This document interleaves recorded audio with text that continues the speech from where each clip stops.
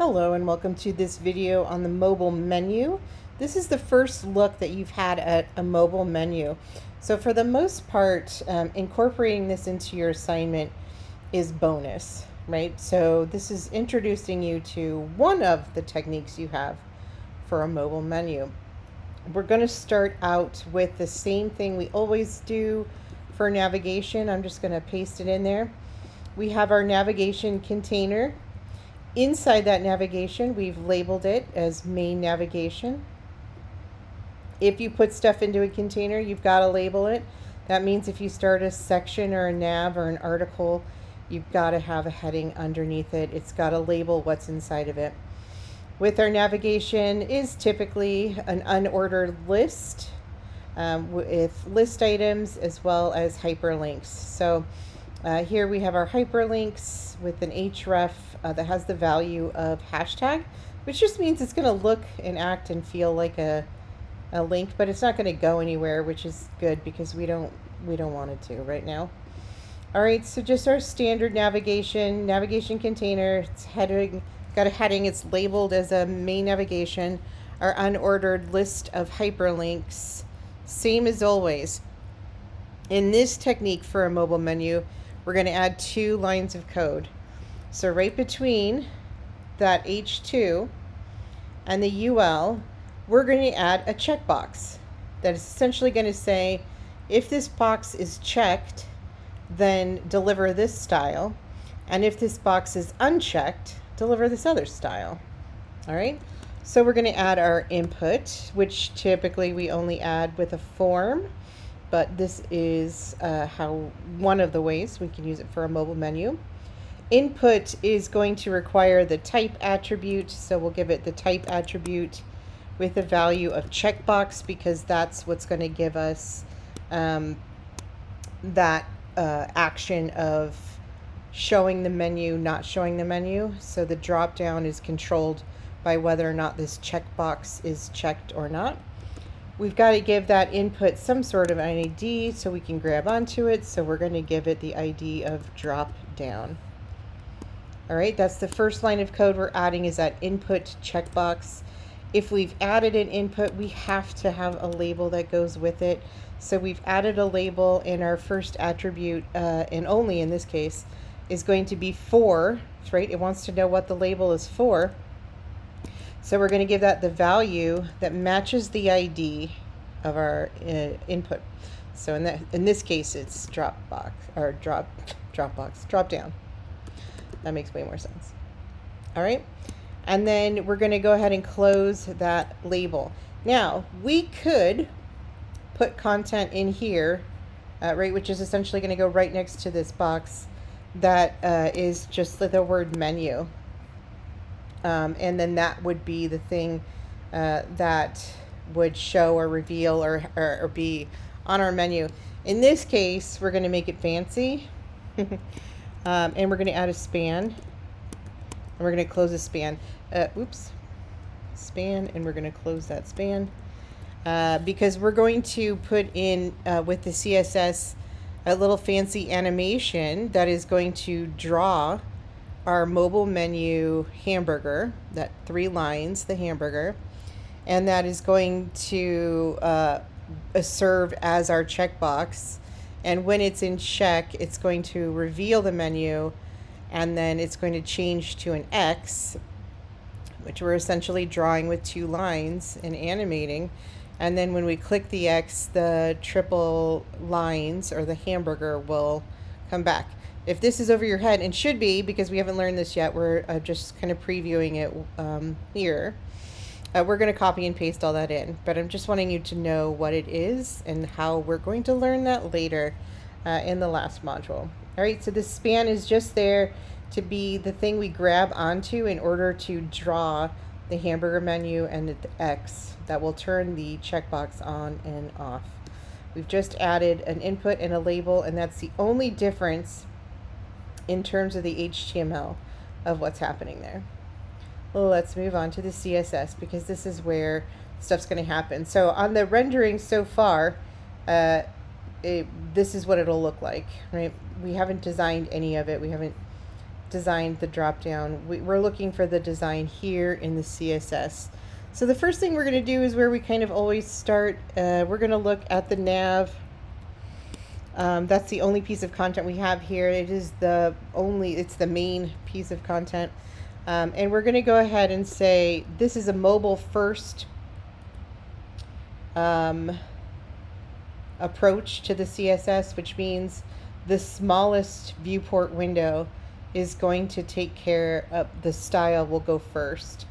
As we move down this style sheet, we will start to add in media queries for when the screen gets bigger. We're going to start with the smallest size first. And here it's determined that the nav is going to be like 375 pixels. All right. Visually, you don't see any change there because visually there isn't anything there yet to kind of change. But we'll change that now with a background color. Let's change the nav to a color just so we can see it. I'm going to use the keyword purple because you know what purple is. And if I gave you the hex value for that, you probably wouldn't know off your head. I wouldn't, so there you go. I added the background color of the keyword purple just so we could see where it is there in the background. Now, I specifically want to work on the UL. We only have one UL on this page, but typically the nav UL is treated different than the rest of the ULs that might be on the page. So I'm going to call out specifically to the UL that's in the nav. So I'm going to say nav UL. So if I eventually have other unordered lists, they can have their own style. This one won't apply to them. And I'm going to just do some quick, designy things. The first thing I want to do is take that text align and make it in the center so that it's nice and in the center there. There it goes. I'm going to take the margin and I'm going to make it 0. Padding, again, 0. Going to take the list style out. We don't need those bullet points anymore. So list style, you'll see they already disappeared, but that's because I took the padding away. But I really don't want them to be there. So I'm going to say list style none.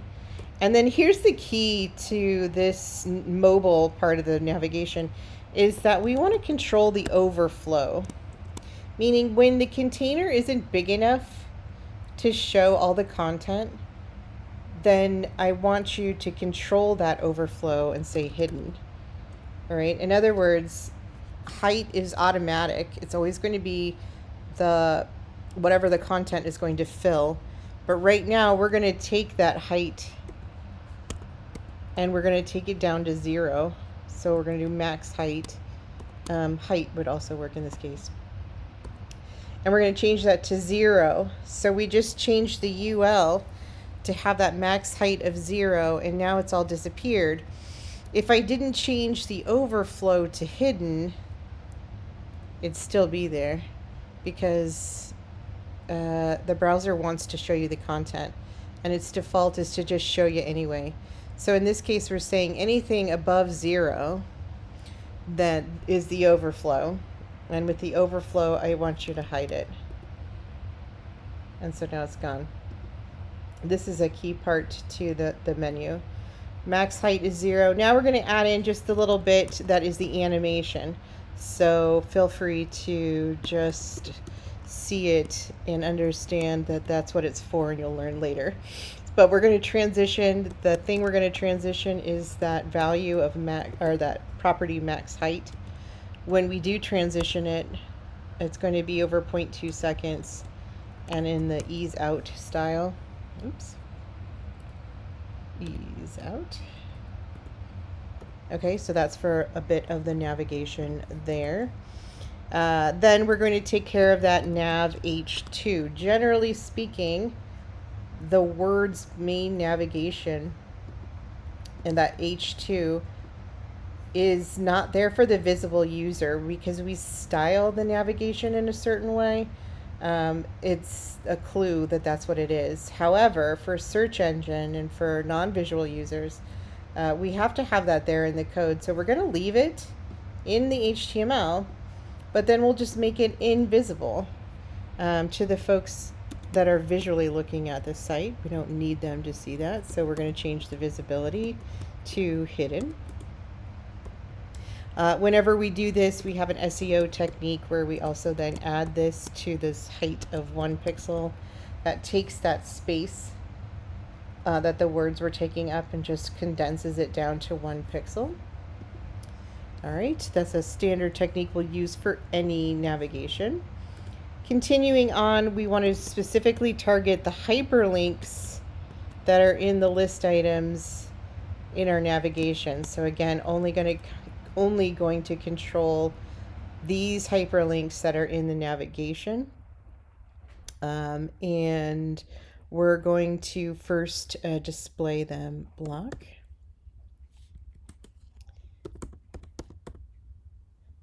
Whoops. Display block.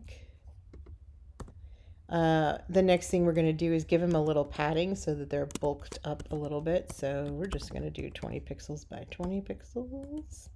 We're going to take that text decoration and we're going to change that to none. We don't want the underline to be there anymore.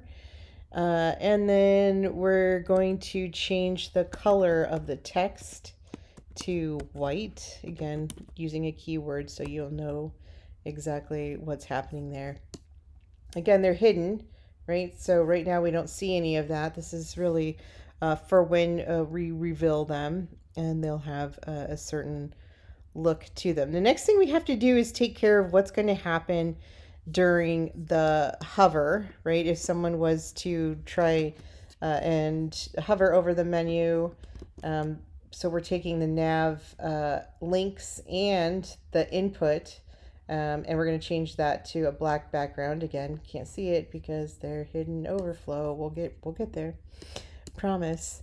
And then we'll go ahead and do a little bit of style for the label. Now the label is again back up to the top. The content inside of it is a span. And so this part here that we're adding, I'm going to literally just copy and paste from the file that I gave you.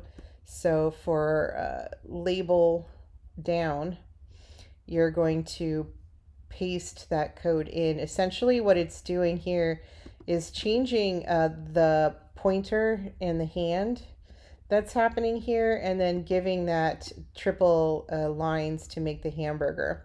It still has its input checkbox. We're going to take care of that in a second. But essentially right now we've built this. We've built this thing. All right, so just paste in that content there that you have from the file provided. And then this is an important part. We're going to tell the input in the mobile style to have the display, not the direction, but the display of none.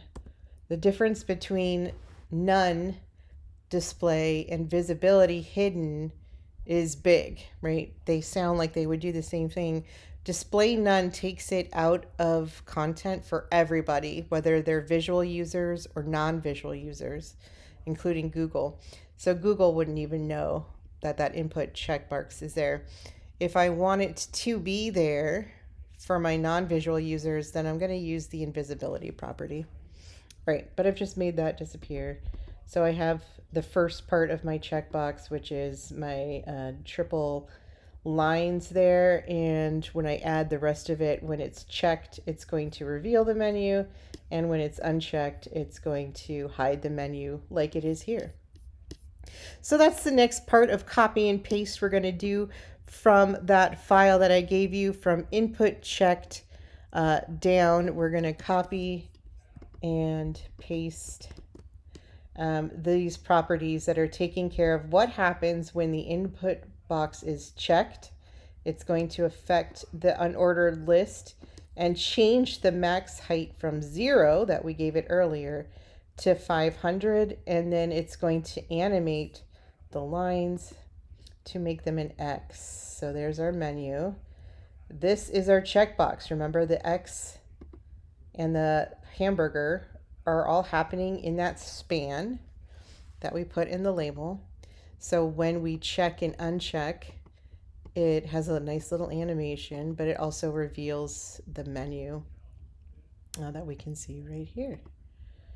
Perfect. Now that's the first part of it. That's what's going to happen as a mobile menu. As you know, on this assignment, we're doing a responsive assignment, and we're going to take the page real estate up to 834, I believe. So now what we want to do is we want to use this real estate. It no longer makes sense to hide our menu. We want to reveal that menu. So let's go ahead and take a look at that media query. So at the bottom of my CSS, after the mobile style, I'm going to add the next style. So I'm going to say at media. We're going to say those for screens only rather than print or all. Screen and min width. Oops, misspelling all over the place. Min width. 834 is what is specified in the assignment. So 834 pixels. And then we're going to write a new style in the condition that our screen is a minimum of 834 pixels. So in other words, if we have more screen real estate, let's change the style to this. Whatever we put here has to be brand new and not conflicting with anything up here. Or if we're going to directly overwrite something from the mobile style, then we must write it exactly the same so that we can cause a conflict. And the first thing we're going to cause a conflict with is the nav. So let's go right back up to the top where our mobile style is. And we started out with the nav, and our nav we said was a width of 375 pixels. I want to directly overwrite that, so I'm just going to copy and paste it so that I can be sure that I'm directly overwriting it. I'm going to put that property here in my media screen, and I'm going to change that width to 834. And there we go. We see our navigation now. That's the first part of expanding it for a bigger site. The second thing is that I still want it to be the background color of purple, so I don't need to rewrite it here. So I can just delete that because that's already going to happen. It's already happening from above. I haven't overwritten it, so it's fine. I don't need it. All right, the next things that I want to cause an override on is the nav UL. So let's go back to the top and take a look at what's happening in the nav UL that I want to overwrite. And here I still want to be text align center, so I don't need to take that. I still want the margin and padding to be 0. I still want the list style to be none, but I do not want it to be overflow hidden anymore. I no longer want that UL to hide. Instead, I want it to be visible. So I'm going to definitely take that and overwrite it. So I'm going to copy it, come down to my media query. I'm going to get that overflow hidden to overflow visible. And now all of my content is back there, right? It's awkward, but it's there. And I want to change that position that we have to absolute.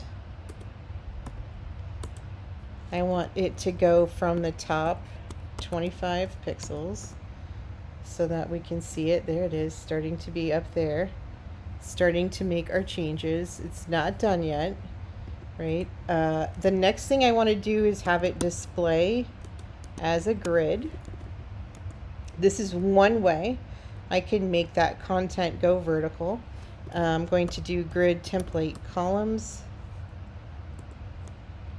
and do 1 FR, 1 FR, 1 FR, 1 FR, 1 FR, 1, 2, 3, 4, 5. There we go. All right, can I do this in a different way? Absolutely. I could have just said display and flex and called it a day. It does the same thing. Many approaches at this point to how you deal with stuff, so either of those is going to be fine. The next thing I want to do is give those hyperlinks a little bit of padding. So I'm going to look specifically at the hyperlinks within the navigation, and I'll give them a little more padding because before they had 0. We're going to give them 14 pixels just to spread them out. That looks weird.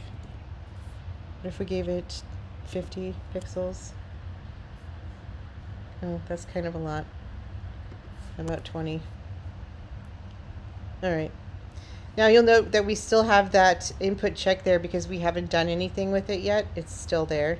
We haven't overridden that style. But what we have done is that if we are in a mobile view, if we have the screen real estate of 375, we have our mobile menu that will reveal itself. If we happen to have more screen real estate, like 834, now our navigation is revealed all the time. That last thing that we're going to take out in this media query is the span. So the labels span. And we're also going to do the same for input, which is display and none. Because at this point we don't need visible or non-visible users to see that because we've revealed the menu here.